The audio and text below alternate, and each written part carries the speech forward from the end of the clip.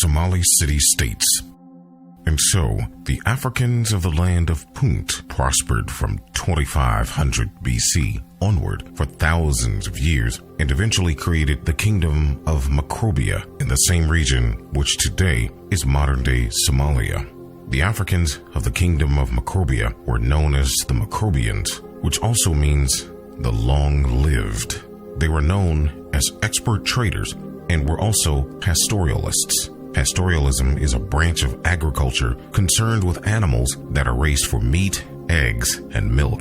The ancient Greek historian Herodotus, who was born in 485 BC, mentions in his writings the kingdom of Macrobia. The kingdom of Macrobia were well known for their wealth generated from trade and their supply of gold in the region of Somalia. He describes these Africans as being very tall and living extremely long lives, usually living up to 120 years of age or more. Herodotus, the historian, states in his writings the following concerning them. They led them to a fountain, wherein, when they had washed, they found their flesh all glossy and sleek, as if they had bathed in oil, and a scent came from the spring like that of violets. The water was so weak, they said, that nothing would float in it, neither wood nor any lighter substance, but all went to the bottom. If the account of this fountain be true, it would be their constant use of the water from it, which makes them so long-lived. The ancient Somalians also were known for their eventual domestication of the one-humped camel, which helped to revolutionize trade within the area. Now, by 1 AD, the Somali city-states were founded, and the cities served as trading centers and commercial hubs supporting a vast network. Rather than institute one king and a royal family to preside over the entire region, each city was instead ruled by its own chief, and the city-states enjoyed an interdependent structure that was beneficial for all involved. The Somali city-states included Essina, located on the southeastern coast of Somalia, and Mundus, located on the north coast of Somalia. Also, the cities of Serapian, Mausoleon, Tabay, Apon, and Maleo were established. Now, the Periplus of the Erythraean Sea was an ancient manuscript written in Greek by an Egyptian merchant, which details some of the trading activities in and around the eastern coast of Africa, Arabia, and Eastern Asia.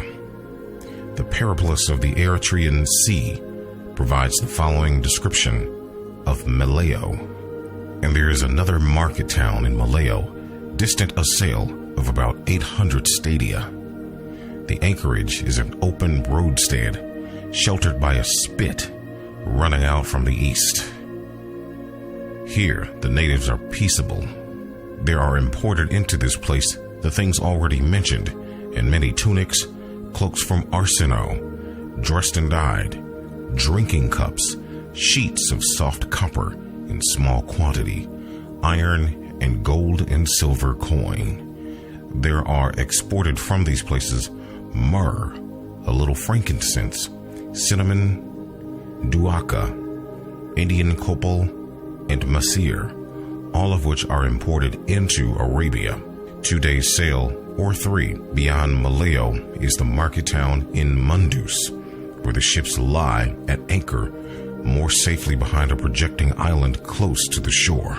There are imported into this place the things previously set forth, and from it likewise are exported the merchandise already stated, and the incense called Makakrotu. The Somali city-states developed trading routes up and down the Red Sea along the eastern coast of Africa, just as their ancestors did at the time of the land of Punt. These routes again provided direct access to Ethiopia, Nubia, and Egypt for the purposes of trade and business.